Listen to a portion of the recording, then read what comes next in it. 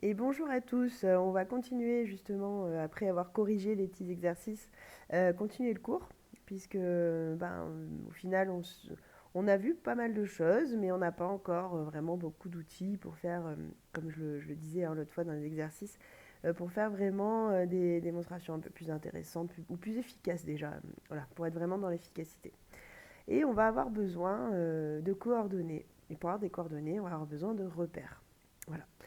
Alors, ces mots-là doivent vous parler déjà normalement, mais on va quand même malgré tout les redéfinir pour que les choses soient bien claires et que surtout on parte sur des bonnes bases parce que forcément on va quand même aller un petit peu plus loin que ce que vous avez pu en faire jusque-là. Alors déjà, qu'est-ce que c'est un repère? Voilà, si on avait été en classe, bon, je vous aurais demandé un petit peu, j'aurais sondé un petit peu l'assistance, voir qu'est-ce que vous avez retenu justement de tout ça au niveau de la troisième et même de la quatrième, parce que c'est commencé déjà assez tôt au collège en fait, hein. Alors pourquoi on a besoin de repères, par exemple? Ben, imaginons que vous deviez décrire où se trouve un point dans l'espace ou même sur un plan ou sur... Enfin bon, à quelqu'un qui ne le voit pas, qui n'a pas d'autre manière de le trouver que de vous écouter. Eh ben, si on a un repère, on sait. Voilà, donc c'est pas pour rien que ça s'appelle repère, c'est justement pour repérer, pour être capable de repérer. Et surtout de repérer tous de la même manière. Du moment où on prend le même repère, du coup, si on donne, alors c'est les coordonnées hein, qui vont après servir d'indice dans le repère. Donc si on donne l'indice à quelqu'un, du moment où le repère est le même, le quelqu'un va arriver exactement au même point que celui que vous avez imaginé. Voilà, c'est ça l'idée. Donc, vous voyez, par exemple, là j'ai fait exprès, hein, j'ai mis un écran blanc. Si par exemple je prends un point ici sur l'écran, alors je considère juste l'écran, rien de plus, hein. Je ne vais pas au-delà, je ne prends même pas un truc infini, déjà juste l'écran. Comment je peux, comment je peux être sûr que la personne, sur son écran, elle va mettre le point exactement au même endroit? C'est pas si simple. Voilà. Donc du coup, ce que je peux faire, c'est considérer par exemple que le bord de l'écran, alors là je ne vais pas être complètement au bord, parce que sinon vous n'allez plus rien voir, mais bon, je peux considérer que le bord de l'écran, ça me fait un axe vertical, ici un axe, oula, pardon, un axe horizontal pour l'autre bord de l'écran. Et puis je peux lui dire, bon, ok, si tu considères que l'origine est là, tout en bas à gauche, eh bien, en prenant par exemple le centimètre, alors bon, ça fait beaucoup de conditions, mais ça peut se faire tout ça. Là, je peux lui dire, ok, mon point, il suffit que tu ailles horizontalement donc arriver à, j'en sais rien combien on serait, allez, 15, voilà. Et après, verticalement, il suffit de monter de 10 et tu arrives sur le point. Donc la personne, elle va partir de l'origine, c'est pour ça qu'on appelle ça l'origine, hein, c'est le point de départ du repère, et elle va suivre le trajet qu'on lui a indiqué. Donc le trajet horizontal, nous, c'est ce qu'on va appeler l'abscisse, mais bon, en fait, c'est ça. Donc là, on va lui dire, tu avances de 15 et tu montes de 10. Donc le trajet vertical, c'est ce qu'on va appeler l'ordonnée. Et elle va arriver bien au point. Et ce point-là, on dira qu'il a pour coordonnée 15-10.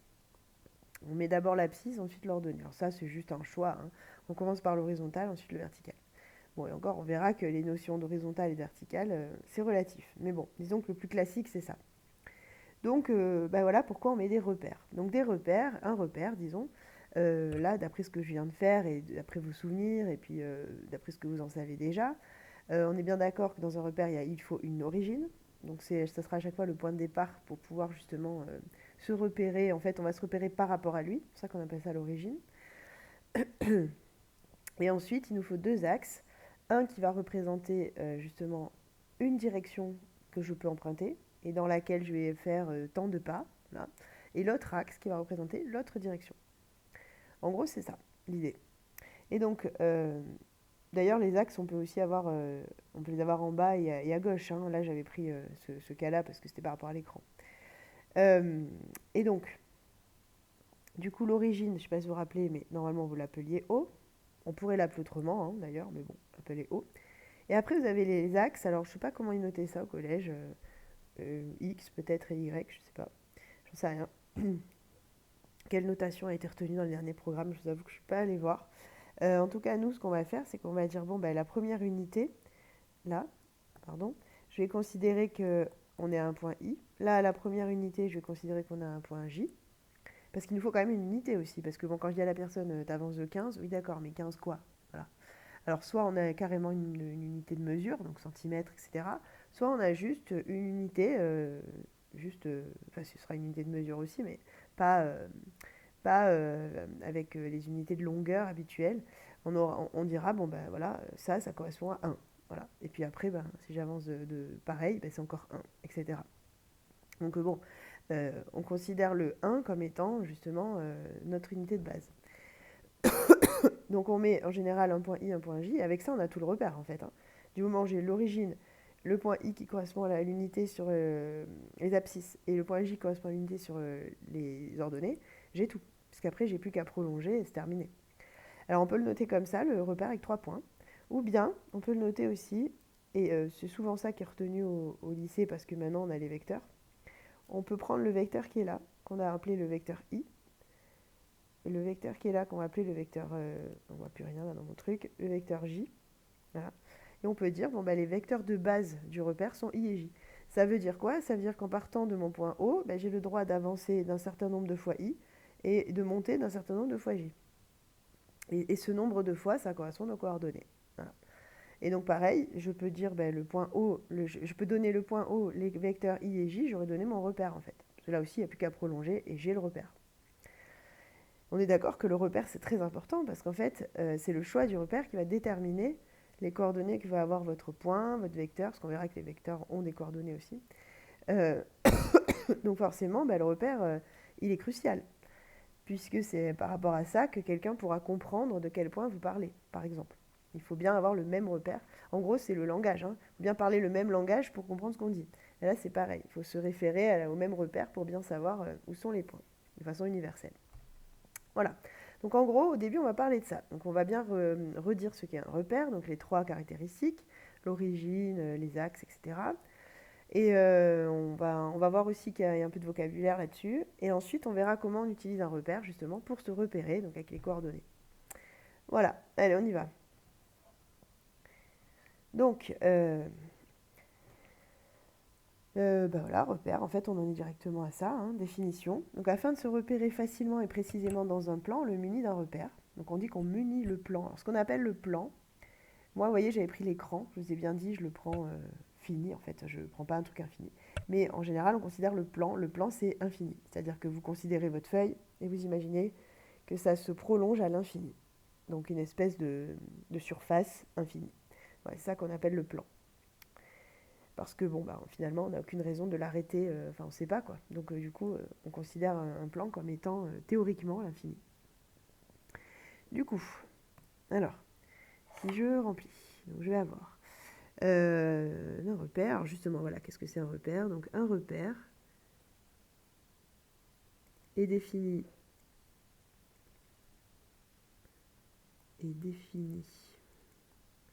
par un point O. Donc ça, ce sera l'origine, et 2 vecteurs. Alors je vous avais dit, on peut aussi prendre 2 points, c'est vrai, hein, mais dans le programme, ce qui est retenu, c'est plutôt l'écriture avec les vecteurs. Donc un point O et 2 vecteurs OI et OJ. Notez aussi I et J. Souvent d'ailleurs, vous verrez, ce sera souvent comme ça. Tel que O, I et J. Alors là, je parle bien des points, attention, hein, ne soient pas alignés.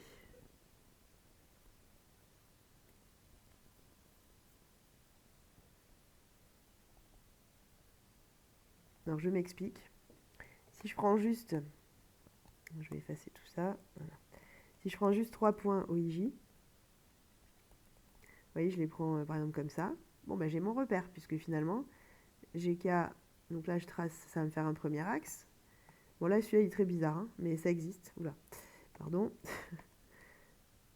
Bon, il y a une règle, il faudrait que je la prenne. Vous voyez, je trace, ça me fait des... Bon, c'est un repère très bizarre que vous n'avez jamais utilisé, hein, mais c'est pas grave, il existe. Donc, ce que je veux dire, c'est qu'il suffit après de relier et j'obtiens mes axes. Le problème, si I et J sont alignés, si O, I et J sont alignés, je veux dire, c'est que je vais avoir donc O, I et par exemple J ici. Quand je vais prolonger, je vais avoir plus qu'un axe. Donc forcément, ça ne peut pas m'aider à me repérer dans un plan, puisqu'un plan, c'est une surface, c'est pas une droite. Donc si j'ai juste une seule direction que j'ai le droit d'utiliser pour arriver à mon point, bah, si par exemple je mets un point A ici, En partant de O, je vois pas comment je peux faire en utilisant les directions OI et OJ. Il n'y a pas possibilité. Voilà.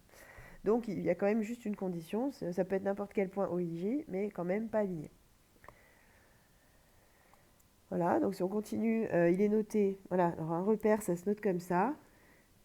D'abord l'origine, ensuite un point-virgule, et ensuite les deux vecteurs de base. Les deux vecteurs, donc justement, qui nous servent à savoir comment on a le droit de se diriger. On peut aussi, du coup, si on ne met pas OI et OJ, donc comme je vous ai dit, mettre OIJ. Donc là, on donne les vecteurs écrits différemment. Là, on ne parle plus de points, en fait. Voilà. On parle vraiment que du vecteur. Avec, du coup, I qui est égal à OI et J qui est égal à OJ. Bon, vous, normalement, vous avez la place d'écrire. Moi, en fait, le stylet écrit un peu gros. Voilà. On dit que, donc là, on va remettre bien tout le vocabulaire, que O est l'origine du repère, ça je l'ai déjà dit. Donc on dit que O est l'origine du repère, qu'on essaie de souligner origine. On dit que après la droite OI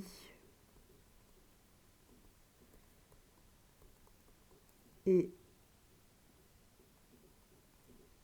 l'axe des abscisses. Donc abscisse, ça correspond dans les repères classiques, parce qu'attention, bon, c'est pas toujours le cas, hein, donc, mais bon, tous les repères que vous verrez cette année, ce sera le cas, sauf là, parce qu'on va travailler un peu sur des repères plus originaux, mais sinon, ce sera le cas. Abscisse, pardon, abscisse, c'est le premier des deux axes, donc normalement, c'est l'horizontale. Voilà, alors pour vous en souvenir, vous pouvez vous rappeler que le A de abscisse, quand vous prolongez la queue du A, ça fait un horizontal. Voilà, donc c'est cet axe-là. Et ensuite, la droite OJ est l'axe des ordonnées. Et donc, dans les repères classiques, c'est le vertical. Donc pareil pour le haut. Vous pouvez dire que le haut, sa queue, elle va vers le haut. Donc, vous voyez, ça va vers le vertical. Donc c'est l'axe vertical. Mais attention au cas particulier, hein, je le redis. Voilà. Et après, on a encore un mot à voir qui est important. On verra pourquoi. Parce que des fois, on a besoin de cette condition-là. Il y a des repères un peu plus particuliers que d'autres. C'est quand ce sont des repères. En fait, c'est ceux que vous avez vus pour la plupart au collège. Vous n'avez pas vu que ça, mais c'est ce que vous voyez le plus souvent. C'est ceux pour lesquels, donc déjà, on a O, I et J qui forment bien un horizontal, un vertical. Donc voilà. Mais en plus, donc on a un angle droit ici. Et en plus, on a la même distance OI que OJ. C'est-à-dire qu'en fait, j'ai la même unité de mesure, enfin la même unité, sur l'axe des abscisses que sur l'axe des ordonnées. Voilà. Et bien ça va s'appeler un repère orthonormé. Alors ortho, parce que justement j'ai un angle droit, c'est orthogonal, les deux droites sont orthogonales. Et normé, parce que justement on a normé les unités, en fait, les mesures quoi, sur les axes, de telle sorte que j'ai la même échelle sur l'axe abscisse que sur l'axe des ordonnées. Voilà. Donc c'est un cas très particulier. C'est un cas particulier qui sert très souvent parce qu'en fait, on verra que notamment, il y a quelques formules qui ne fonctionnent que dans un repère orthonormé. Voilà. Donc, je vais l'écrire. Lorsque OIJ, donc du coup, si je considère le triangle, là, OIJ, ça forme un triangle rectangle. Donc, oui, et isocèle. Donc, lorsque OIJ forme un triangle rectangle isocèle en O,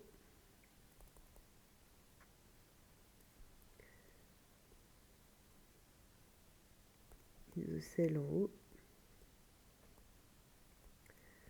on dit que le repère, donc on dit que le repère O, OI, OJ, ou OIJ, enfin peu importe, est orthonormé. Alors, faut attention à l'orthographe, il y a bien un H. Voilà. Désolée pour ma voix, je fais ce que je peux. Ça doit pas être super agréable parfois, mais bon, j'ai pas mieux là. Alors dans les exemples justement, juste en dessous, on vous demande si chaque repère qui est représenté est orthonormé, justement. Et s'il ne l'est pas, dans les deux cas, en fait, de justifier pourquoi il l'est ou pourquoi il ne l'est pas. Alors, le premier repère, on a bien l'angle droit, donc il est ortho. En fait, ça s'appelle orthogonal quand il a déjà l'angle droit quand même. Mais on n'a pas la même mesure ici, enfin la même unité ici que ici. Donc si je mets les fameuses lettres O, I, J, donc j'aurai O ici, I ici et J ici, en gros, je peux dire qu'il n'est pas orthonormé, il est seulement orthogonal en fait, car la distance OI est différente de la distance OJ. Quand il n'y a rien, ni parenthèse, ni crochet, ni vecteur, enfin ni flèche, ni rien, c'est que ce sont des distances, hein, je rappelle. Donc là, OI, c'est bien la distance entre O et I. Voilà, on avait bien l'angle droit, mais on n'avait pas l'égale distance. En fait, le triangle est rectangle, mais pas isocèle, si vous préférez. OIJ. On peut dire ça, hein. OIJ, pas isocèle. Le deuxième, alors on vous a pas trop, c'est vrai qu'on aurait pu, parce que là c'est un peu à l'œil nu comme ça, quoi, hein. On aurait pu vous préciser, en fait on aurait pu vous écrire ça, quoi. Voilà, vous codez l'image, c'est ma faute. Mais disons que, en tout cas comme ça, il a bien l'air orthonormé celui-là, puisque j'ai bien l'angle droit et j'ai des distances qui, vous pouvez même vérifier à la règle, sont sensiblement les mêmes. Bon, si c'était dans un vrai exercice, normalement vous coderez la figure 1 qui vous permet d'affirmer les choses. Donc là on peut dire qu'il est orthonormé, car justement OI égale OJ cette fois, et la droite OI est perpendiculaire à la droite OJ. Autrement dit, OIJ est un triangle rectangle isocèle. Très bien. Et oui, le suivant là, il ne doit pas vous plaire celui-là, parce que c'est un repère un peu spécial. Et pourtant, ça existe. Notamment, vous prenez les repères qui sont derrière les GPS, les repères... on n'a pas toujours des repères super beaux, super sympas. Tout va dépendre de ce à quoi on doit s'adapter. Parce que les maths s'appliquent quand même à la réalité aussi, hein. Donc on s'adapte des fois à des réalités qui ne peuvent pas nous permettre d'avoir des repères super simples. Voilà, donc ça existe ce genre de repères. Bon là, vous pouvez prendre une équerre, hein, vous verrez qu'on n'a pas l'angle droit. On a en revanche, si je me rappelle bien, la même distance. Donc on a, je me souviens plus quand je l'ai construit, parce que je ne vous ai pas codé comme une idiote la figure. Bon. De toute façon, vu qu'on n'a pas l'angle droit, il est pas orthonormé. Donc ça suffit. Et là, je viens de voir que j'ai oublié un mot, enfin une partie du mot, orthonormé. Donc là, pas orthonormé. Et on peut se contenter de dire qu'il n'y a pas l'angle droit. Donc car, on peut dire que OIJ n'est pas rectangle. Voilà. Ça revient à dire en haut. Ça revient à dire qu'il n'y a pas d'angle droit en haut. Voilà. Donc là, c'était juste pour être bien d'accord sur ce que veut dire un repère orthonormé ou pas. Donc, définition maintenant des coordonnées. J'ai commencé à en parler déjà, hein. Je vais en reparler. Si je considère les coordonnées, ça tombe bien, j'ai des repères juste au-dessus. Comment dire? Quand je prends mon repère ici, là, je mets mon point O, je vais mettre mon vecteur, je vais l'appeler I, et là, celui-là, je vais l'appeler J. En fait, quand je pose ça, j'ai pas encore mis de point, quand je pose ça, je pose un point de référence, c'est le point O. Donc ça veut dire qu'à chaque fois, je vais partir de lui. Et j'autorise deux types de déplacements. Le déplacement qui va suivre I et le déplacement qui va suivre J. Donc en fait, je donne deux directions de déplacement et après, il faut que je n'ai le droit d'utiliser que ça. Donc ça veut dire que si je mets un point, par exemple un point A ici, je dois en fait donner des coordonnées, ça revient à donner le chemin qu'on va faire à partir de O en utilisant les bases IJ, la base IJ, c'est-à-dire en utilisant les directions de I et de J. Donc je m'explique. Pour arriver à A, moi j'ai le droit d'utiliser I ou J. Alors admettons que j'utilise I en premier. Je vais en faire combien? Je vais en faire 1, puis 2, puis 3. Donc j'aurais fait 3 I en fait. Bon, sauf que je suis toujours pas à A. Mais c'est pas grave, parce qu'arrivé là, j'ai le droit d'utiliser l'autre. J'ai le droit d'utiliser J. Donc J, j'en vais faire combien? J'en vais faire 1, 2, 3, 4, 5, 6. 6 I. J, excusez-moi, J. Vous voyez que c'est bien les mêmes, je les ai fait 6 fois. Et bien donc ça veut dire que A, dans ce repère-là, il a eu comme trajet 3 et 6, donc coordonnées 3, 6. Le trajet horizontal, donc selon le I, le premier en fait, c'est ce qu'on va appeler l'abscisse. Donc 3, ce sera l'abscisse. Et l'autre, ce sera l'ordonnée, donc 6. Voilà. Donc d'abord l'horizontal, ensuite le vertical, sur les repères classiques qu'on verra cette année. Voilà. Et après, bah, pareil ailleurs. Alors ça peut ne pas tomber sur un quadrillage aussi, puisqu'on n'est pas obligé de prendre des i et des j entiers. On peut aussi prendre des moitiés, des tiers, etc., qui nous permettent du coup d'obtenir tous les points qu'on veut. N'importe où que je sois, je vais y arriver en faisant un trajet vertical, enfin un trajet horizontal d'abord, et ensuite un trajet vertical. Si je prends par exemple, je ne sais pas moi, un point B par là, je vais me mettre au milieu. Bah pareil, je vais dire ok, bah pour arriver au point B, je fais -1, -2, -3, parce que là je suis dans l'autre sens, donc c'est des moins quand même, hein. Donc -1, -2, -3. Vous voyez, le sens du vecteur, c'est important, hein, parce que je recule là, hein.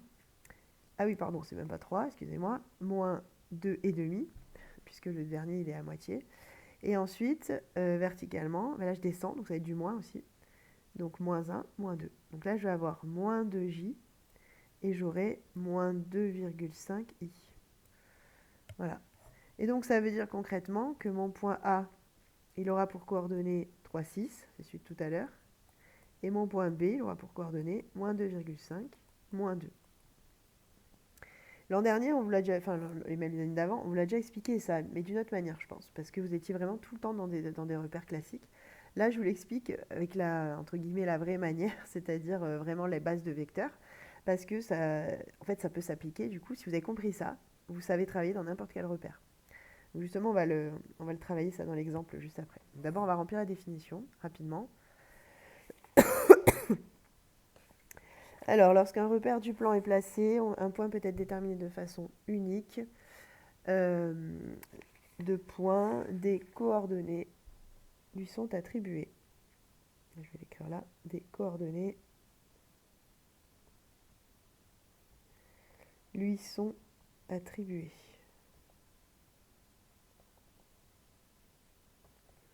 Qui dépendent du repère, évidemment. Parce que ça, je l'ai déjà expliqué, hein. Du coup, forcément, selon l'origine que vous avez prise et selon les vecteurs de base que vous avez choisis, vous n'aurez pas les mêmes coordonnées. C'est pour ça qu'il faut être bien d'accord si on doit échanger avec quelqu'un sur le repère qui a été choisi, il faut être bien d'accord. Il faut avoir le même, quoi. Sinon, c'est un discours de sourd qui dépendent du repère. Ok. Ensuite, alors dans un repère, justement, O, OI, OJ ou OIJ, peu importe, tout point M est repéré par, justement, un couple de nombres XY. Ça aussi, vous l'avez déjà vu. Le premier, souvent, on l'appelle X, le deuxième, Y. Dans l'ordre alphabétique, tout simplement. Voilà. Et donc, on va mettre du vocabulaire là-dessus. Normalement, vous le connaissez déjà, mais on ne sait jamais. On dit que X et Y sont les coordonnées de M dans ce repère. Et on écrit, ça aussi, normalement, je vous l'ai déjà fait dans l'exemple tout à l'heure. On met le nom du point M, parenthèse, première coordonnée, deuxième coordonnée, avec un point-virgule entre les deux. Voilà, ça c'est la notation donc du point. Et donc on donne, donc ça veut dire que quand vous écrivez ça, vous avez tout dit, hein. M a pour coordonnées, machin, machin. Après, si on continue dans le vocabulaire, l'abscisse. Alors, faites bien attention à l'orthographe d'abscisse. Ça serait bien quand même maintenant en seconde d'arriver à bien l'écrire, hein. SC. L'abscisse X se lie sur l'axe. Donc se lie sur l'axe qu'on va appeler l'axe des abscisses, justement. Et donc c'est l'axe OI, donc sur le premier des deux. Et l'ordonnée Y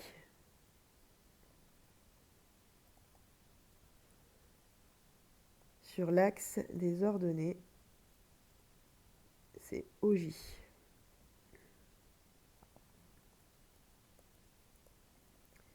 Voilà, donc là les mots importants évidemment, c'est abscisse, ordonnée.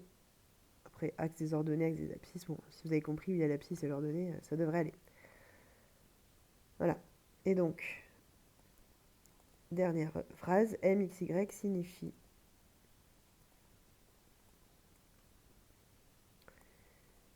que pour atteindre M, en partant de haut,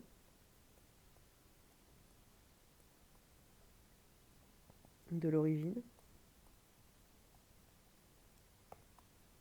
en partant de haut, on effectue x fois le déplacement, enfin donc le vecteur, hein, i, enfin OI ici, c'est pareil, et y fois le déplacement OJ. C'est ce que j'ai expliqué en fait, hein, dans l'exemple. Voilà. Alors justement, des exemples. Donc là, je vous engage à arrêter la vidéo et essayer tout seul l'exemple et après écouter la correction. Moi, évidemment, je continue. Donc dans l'exemple, en fait, on vous donne justement des repères déjà tracés. J'ai pas mis le OIJ à chaque fois, hein, mais bon, vous avez bien compris où c'est, j'espère. On vous a placé déjà des points. On vous demande justement de lire les coordonnées de ces points. Les deux premiers posent pas trop problème, normalement. C'est le troisième, évidemment, qui est plus compliqué. Alors bon, on va tout expliquer, hein. Alors, le premier, donc le point O est ici. Je vais agrandir un petit peu. Voilà. Point O est ici. Et donc, moi, je vais arriver au point A. Pour arriver au point A, donc je rappelle que j'ai droit à deux déplacements. I, ici, et J, ici.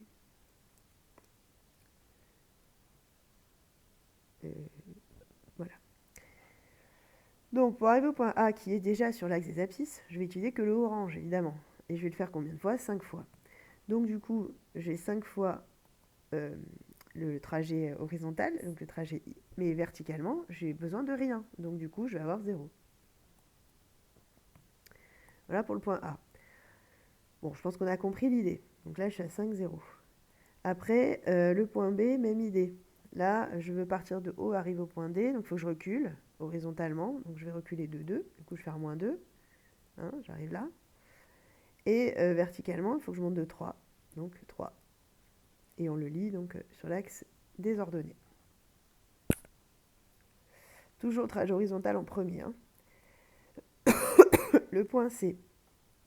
Alors, horizontalement, j'avance jusqu'ici, donc à 1,5.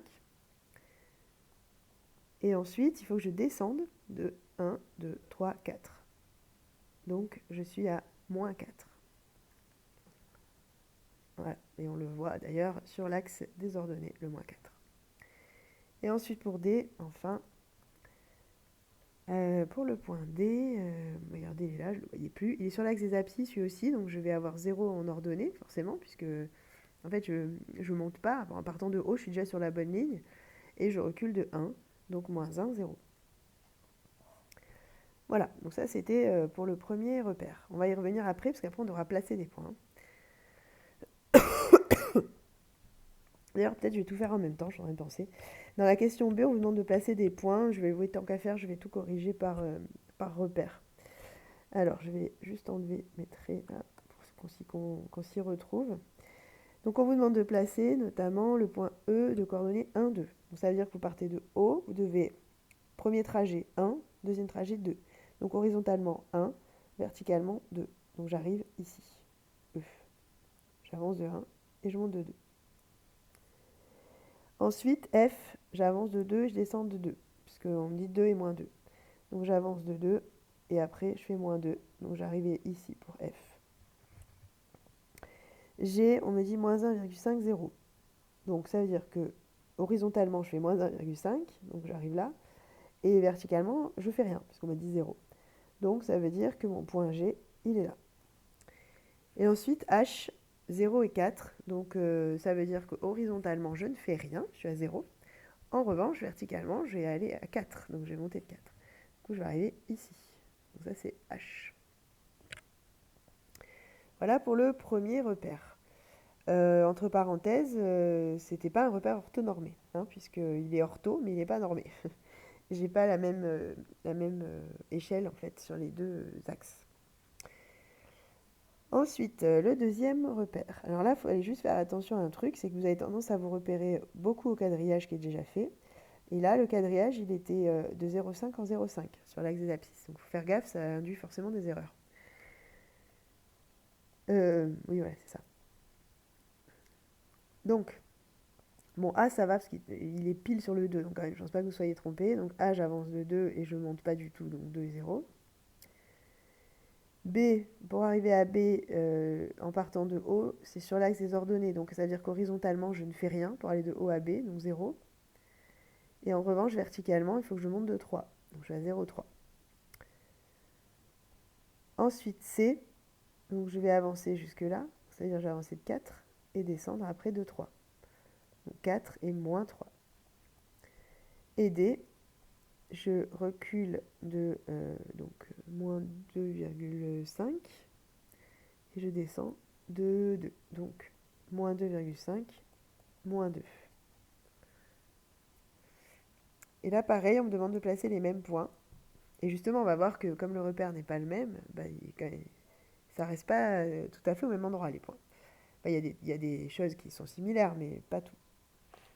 Donc, 1, 2. Alors, j'avance de 1 et je monte de 2. Je suis ici pour E. F, 2, moins 2. Je suis là. J'avance de 2, je descends de 2. Moins 1,5, 0. Je recule de 1,5 et je ne fais rien en hauteur. Donc, j'ai ici. Et H, 0, donc je fais rien horizontalement et verticalement je monte de 4. Donc H ici. Voilà. Celui-là n'était pas... Ah si, il était peut-être orthonormé celui-là. Ouais, pas fait gaffe.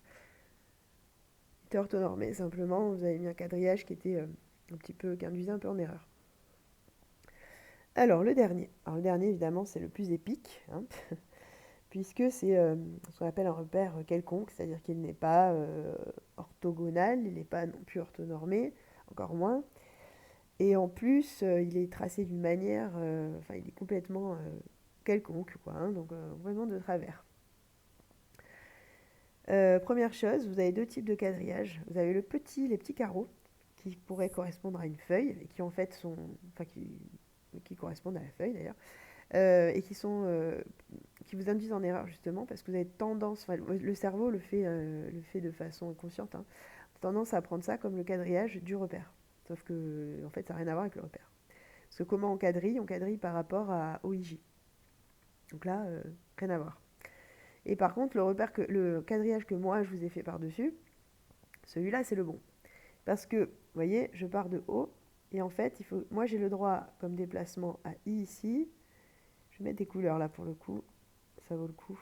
Donc I et J ici. J'ai droit à ces déplacements-là, qui sont assez bizarres, hein. Donc en fait, pour voir où je peux aller, je quadrille. Donc, vous voyez, ce que j'ai fait, c'est que j'ai pris la règle. L'axe, il est là au départ, hein, et j'ai fait les parallèles qui passent par 1, par 2. D'ailleurs, je peux continuer. Je peux faire celle qui passe par 3. Je peux faire celle qui passe par moins 1, elle est faite, moins 2. Bon, j'en ai plus. Voilà, ça rentre plus. Mais je pourrais continuer et ainsi, comme ça, avoir déjà tous les points qui tombent sur des entiers où ils tombent. Ça ne veut pas dire que les autres points, ils n'ont pas de coordonnées, hein. C'est juste que ceux qui sont sur les mailles, sur le quadrillage, ceux qui ont des coordonnées entre guillemets faciles, quoi, qui sont entières. Pareil dans l'autre sens, si je prends l'axe des abscisses, hein, donc là celui-là suit des axes des abscisses, attention, il n'est pas horizontal, mais c'est bien celui qui correspond à I, donc c'est les abscisses. C'est donc la première coordonnée qu'on doit donner, elle correspondra à ce qu'on lit sur cet axe-là. Ah, pardon, j'essaie de tracer, mais je ne sais pas ce qu'il me fait. Voilà. Donc là, si je fais la parallèle, ça donne encore ça. Voilà. Donc j'ai juste continué mon quadrillage. Donc, oui, j'étais en train de dire, le quadrillage qui est là nous permet quand même de nous aider, parce que vu que les déplacements sont bizarres, voilà. Et donc l'axe des abscisses, c'est là, et l'axe des ordonnées, c'est celui-là. Voilà, donc on peut éventuellement tourner la tête aussi pour le voir un peu mieux. Et il n'est pas orthogonal. Surtout ça qui pose problème en fait. Bon, alors si on doit lire les coordonnées du point A par exemple.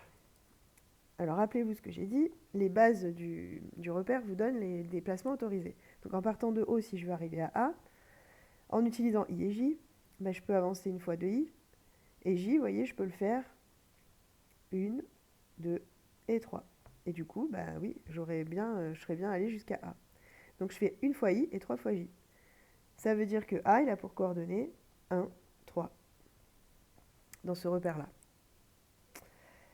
Pareil pour B. Alors si je pars de haut et que je veux arriver à B, il faut que je recule. Pardon. Voilà, j'essaie juste de récupérer. Bon, c'est pas grave. Voilà, ça y est. Donc, je disais, je pars de haut pour arriver à B. En fait, je vais reculer, mais c'est la même direction que I. Donc, je vais faire le même que I dans l'autre sens. Autrement dit, je vais faire moins une fois I. Donc, et après, j'ai rien d'autre à faire, je suis déjà sur B. Donc, B, j'ai moins une fois I à faire, et J, je ne l'utilise pas. Donc, 0. Ensuite, le point C. Donc, pour arriver au point C. Alors là, on voit que le point C ne tombe pas pile sur une maille du quadrillage. Enfin, sur un nœud, quoi. Donc, bon, c'est pas grave, on va essayer d'y arriver quand même. Donc, si je fais 2 fois I, j'arrive toujours pas à la hauteur de C. Donc, bon, ok, bon, ben, on va tenter un demi. Là, c'est intéressant, un demi. Donc, ça fait en tout 2 fois et demi I. Et maintenant, si je prends la direction bleue, donc J, ben, en fait, avec juste un J vers le bas, donc moins 1, je vais bien retomber sur C. Donc, j'ai avancé finalement selon I de 2,5.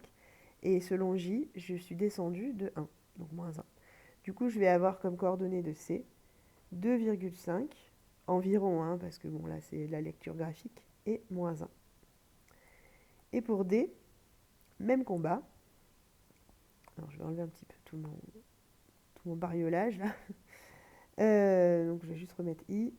Donc pour arriver à D, ben pareil, je peux faire moins 2 fois I. Je recule de 2. Et en revanche, après, ben, il me faut des J, mais ce ne sera pas un nombre entier de J, puisque je vois bien que je tombe entre deux nœuds. Donc j'ai une fois J, et puis on va dire une moitié. Donc ça fait 1,5. Donc je suis à moins 2 pour J. Pardon, du coup j'ai tout écrit en orange. Donc moins 2 pour J. Et 1,5 pour... Donc moins 2 pour I, je sais plus ce que j'ai dit. Et 1,5 pour J. Voilà. Et donc pareil, maintenant je vais placer les points. Alors, E, 1, 2. Alors les placer, je dirais que c'est plus simple dans un repère comme ça que de les lire. Parce que, enfin, à part si vraiment vous n'avez pas du tout compris comment ça marche. Mais sinon, vous suivez en fait les mailles. Donc 1, 2, je pars de haut, j'avance de 1, enfin je suis 1i en fait, et 2j. Donc si je prends 1i et 2j, 1i je suis là, et 2j, donc 1 et 2. Donc j'arrive pour E ici. Ensuite, F, j'avance de 2i, et ensuite je fais moins 2j. Donc une fois i, deux fois i, et moins 2j, ça va donner ici. Donc j'avance de 2i, et après, je répète, 2j, mais dans l'autre sens, donc de ce côté. Et du coup, j'arrive ici pour F. Ensuite, j'ai moins 1,5, 0. Bon, finalement, là, c'est plus simple, hein, puisque moins 1,5, ça veut dire que je recule de 1 et encore d'une moitié, et c'est tout, puisqu'il y a 0 pour l'autre. Donc, G est ici. Et 0,4, même idée, je n'utilise pas I, puisque c'est 0i. Et en revanche, je vais avoir 4J.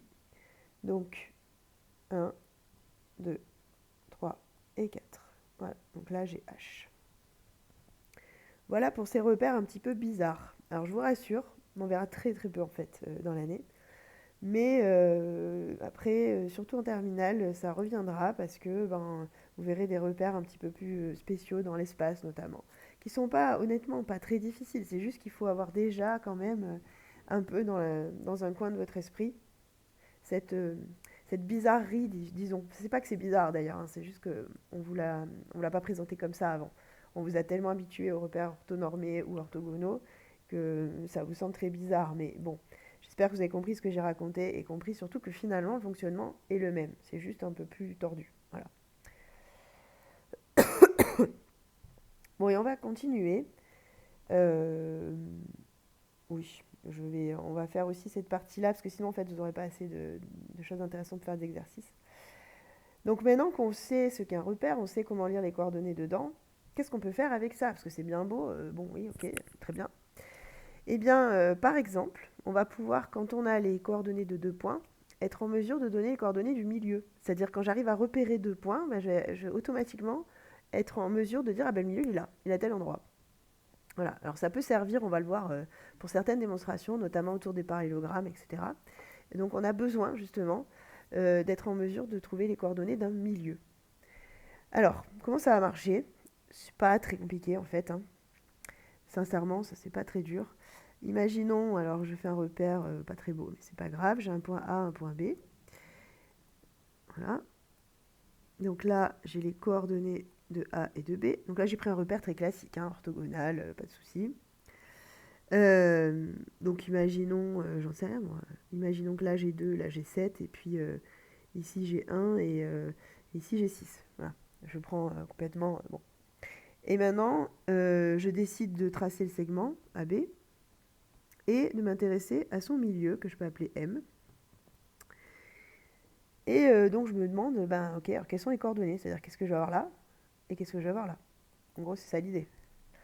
Bon, je pense que vu comme ça, vous comprenez assez vite ce qui va se passer. Et on pourrait le démontrer ça aussi, mais on va l'admettre. Bah finalement, le point d'interrogation, là, on est d'accord qu'il est pile au milieu, entre 2 et 7. Alors sur mon dessin, peut-être pas pile, mais en fait, dans la réalité, oui, puisque justement, on prend bien le milieu et comme on trace quelque chose qui est rectiligne, il n'y a pas de raison que ce soit pas... En fait, c'est une histoire de proportionnalité, hein. Il y a bien une proportionnalité, donc on va bien récupérer les mêmes rapports sur les coordonnées, en fait. Voilà. Donc, bah, du coup, qu'est-ce qu'on va faire? On va chercher entre 2 et 7, où ça tombe. Alors, entre 2 et 7, on peut encore le trouver facilement. C'est pas 4, c'est pas 5, c'est 4,5. Voilà, ça tombe pile poil entre les deux. Si vous avez du mal à le trouver, bah, qu'est-ce qu'on peut faire pour trouver la valeur centrale entre deux valeurs? Bah, en fait, c'est tout simplement la moyenne des deux. Voilà, c'est exceptionnellement le seul cas où la médiane et la moyenne sont les mêmes. Enfin, là, disons que la moyenne peut être la médiane dans ce cas-là. Bon, ça, je m'égare, oubliez ce que je viens de dire. En tout cas, voilà, en faisant la moyenne des deux, c'est-à-dire en additionnant et en divisant par 2, donc ça fait 9,5, ça fait bien 4,5.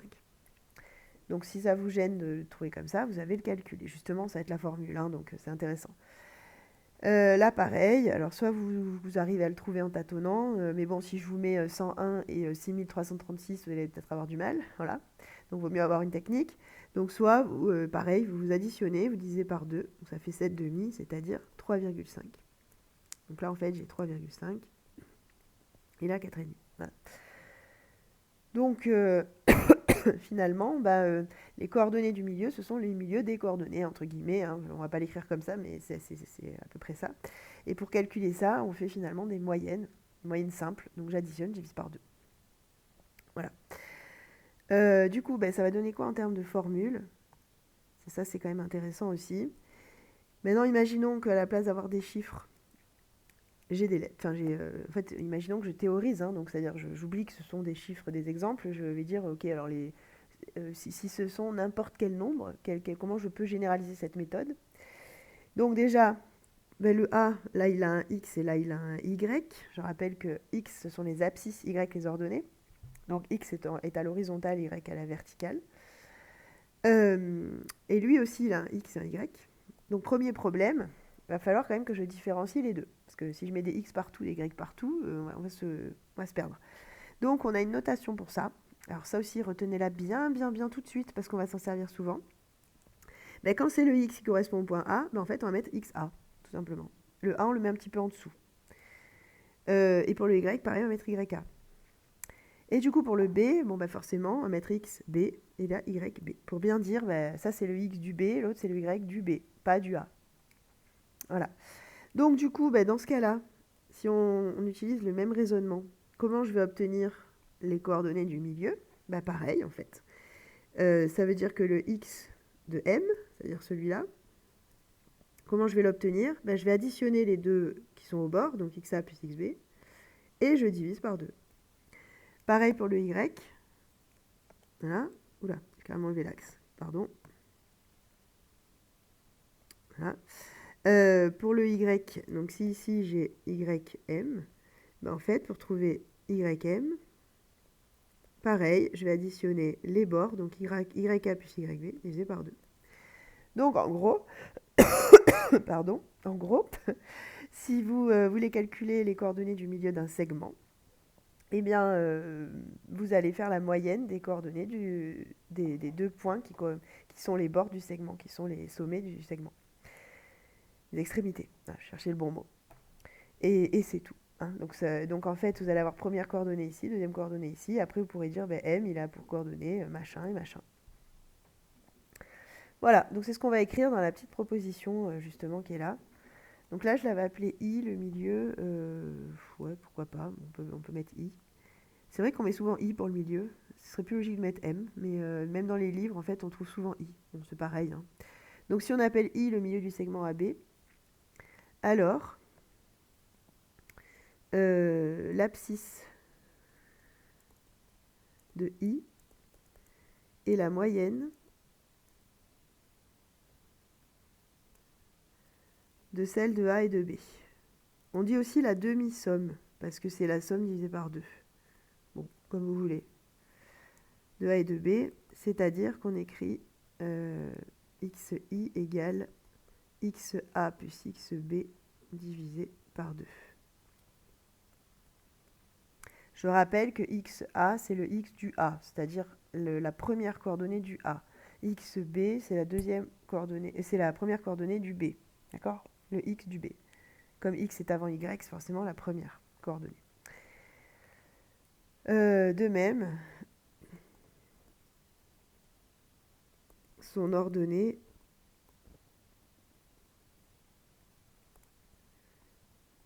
est donnée par... Donc pareil avec y en fait, hein, yi égale yk plus yb sur 2.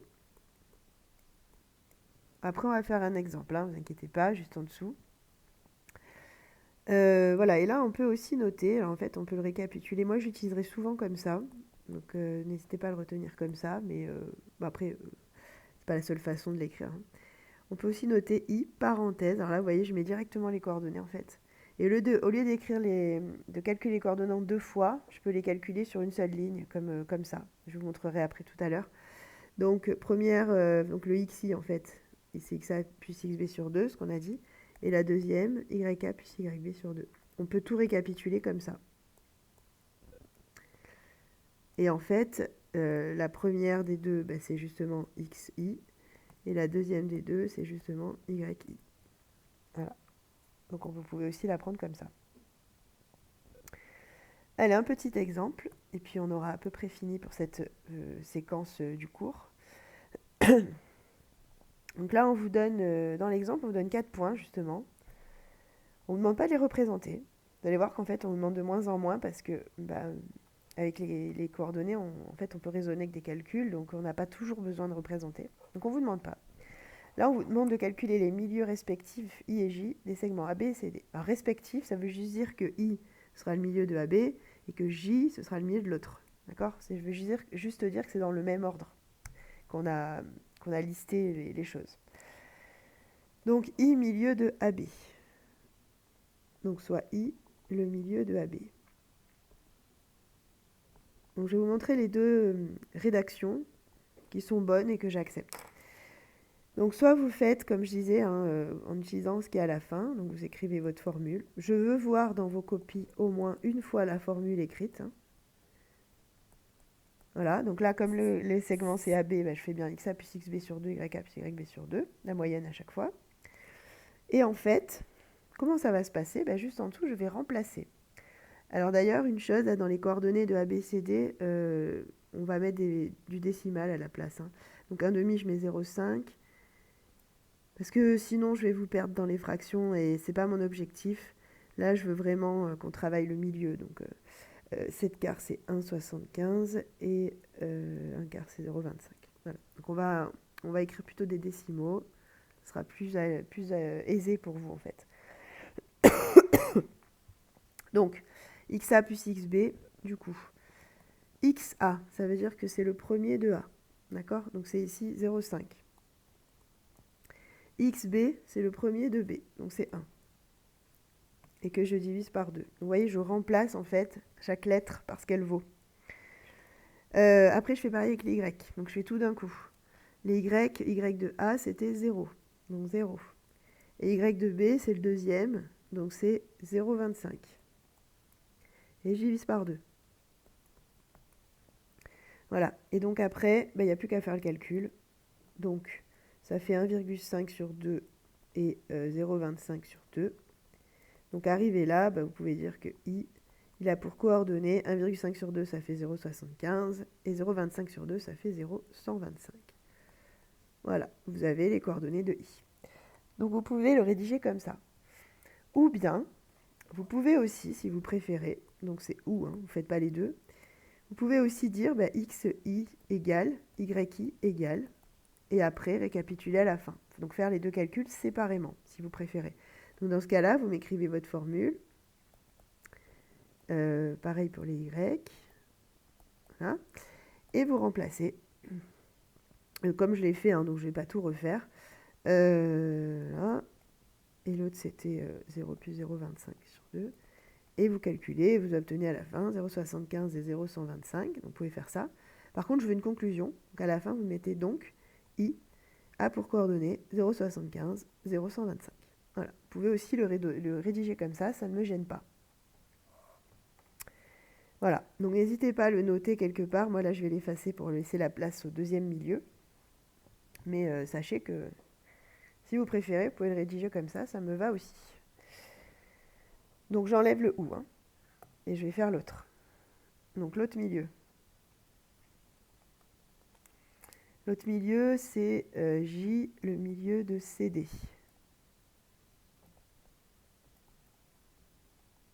Ok. Donc pareil, J, alors cette fois-ci, attention, le segment c'est CD et c'est plus AB. Donc il faut quand même faire attention aux lettres qu'on écrit. Donc ce ne sera pas XA plus XB, ce sera cette fois XC plus XD divisé par 2. YC plus YD divisé par 2. Ensuite, je remplace, donc même principe. XC, c'est le premier de C, donc je vais dans C, je regarde, le premier c'est moins 0,25, très bien. XD, c'est le premier de D, donc dans D, je regarde, le premier c'est 1,75. Et je divise par 2. Je fais pareil pour Y. Donc, j'ai plus de couleur, je prends celle-là, voilà. Y de C, c'est le deuxième, donc c'est moins 0,5. Et Y de D, c'est le deuxième, donc c'est 0,25. Et je divise par 2. Pareil, je fais le calcul. Moins 0,25 plus 1,75, ça fait 1,5 sur 2. Et moins 0,5 plus 0,25, ça fait moins 0,25. Oui, c'est ça d'ailleurs. Qu'est-ce que j'ai fait? Ah, c'est tout à l'heure que j'ai dû faire une erreur. Ah oui. Et oui. Et là, comme on n'est pas en classe, vous n'avez pas pu me le signaler. C'était pas 0,25 ici, c'était plus moins 0,25. Pardon. Donc c'était moins 0,25 et donc moins 0,125. Autant pour moi. Donc là, j'ai J. Et en fait, on va tomber justement sur le même résultat. C'est pour ça que j'ai vu que j'avais une erreur, parce que je savais que je voulais arriver à ça. Donc on tombe exactement sur le même résultat que I. Donc on se rend compte qu'en fait, les deux milieux ont les mêmes coordonnées. Autrement dit, les deux milieux sont le même point. Ils sont I et J, enfin I égale J, quoi. Voilà. Donc justement, que peut-on déduire déjà I égale J, d'après ce qu'on vient de calculer. Et on vous demande qu'est-ce qu'on peut en déduire pour le quadrilatère ACBD. Donc c'est assez précis. Alors déjà, juste pour qu'on soit bien d'accord sur l'ordre des lettres, ACBD, ça veut dire que si je mets A ici, je vais avoir A, C, B, D. Voilà. Et si vous regardez bien les diagonales, ça qui va être intéressant, j'ai comme diagonale AB et l'autre diagonale CD. Et comme par hasard, on vient de vous faire calculer le milieu de AB et le milieu de CD. Et on vient de trouver que ce sont les mêmes. Donc en fait, qu'est-ce qu'on remarque pour ce quadrilatère? Tout simplement que les deux diagonales ont le même milieu. Si elles ont le même milieu, c'est qu'elles se coupent en leur milieu. Et donc, ce quadrilatère est un parallélogramme, puisqu'un quadrilatère qui a ses diagonales qui se coupent en leur milieu est un parallélogramme. Voilà ce qu'on attendait de vous.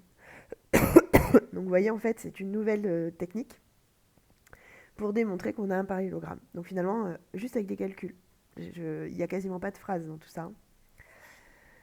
Donc que peut-on déduire? I égale J. Donc les diagonales. Et là, pour savoir quelles sont les bonnes diagonales, vraiment le mieux c'est de faire au brouillon le petit parallélogramme comme je l'ai fait. De tête, à chaque fois vous vous trompez, donc faites gaffe. Donc là, les diagonales, ce sont AB et CD. En fait, vous sautez une lettre à chaque fois pour avoir le diagonale. Mais bon, je ne sais pas si vous allez vous en rappeler. Ont le même milieu. ont le même milieu. Autrement dit, elles se coupent en leur milieu. Et donc, ACBD est un parallélogramme.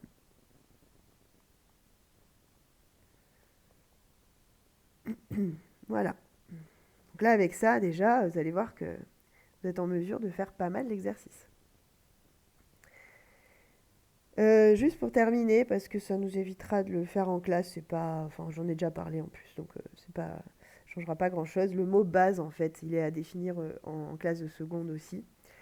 Donc justement, ben là c'est l'occasion. Donc qu'est-ce que c'est qu'on appelle la base du repère? C'est justement les deux vecteurs. Donc quand j'enlève l'origine, que je prends juste les deux vecteurs, ben, c'est ce que je vais appeler la base du repère. Donc si on est dans un repère orthonormé, ben, ce sera une base orthonormée. Voilà. Donc c'est ça en gros qu'on dit, mais c'est juste un mot de plus, hein, c'est pas, ça va pas apporter grand-chose à ce qu'on a besoin, à ce dont on a besoin. Donc lorsque OIJ est un repère orthonormé, on dit que IJ est une base orthonormée. Alors pourquoi on appelle ça une base? Parce que bah, justement, c'est ce qui nous donne la base des déplacements autorisés en fait, hein. En gros, c'est ça, hein. Si le repère n'est pas orthonormé, on dira simplement que IJ est une base. Voilà, une base de vecteurs en fait. Donc c'est une base dans tous les cas, hein. C'est juste que quand il y a orthonormé, bah, la base aussi. Voilà. Donc en fait, quand on exprime le vecteur, enfin quand on exprime...